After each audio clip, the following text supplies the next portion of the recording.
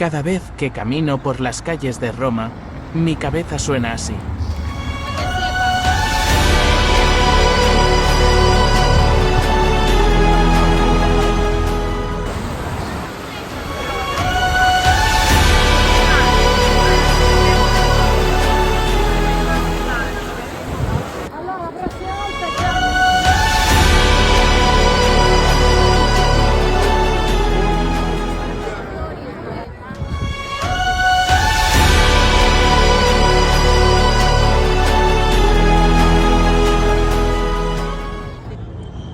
Mi nombre es Máximo Décimo Meridio, comandante de los ejércitos del norte, general de las legiones Félix.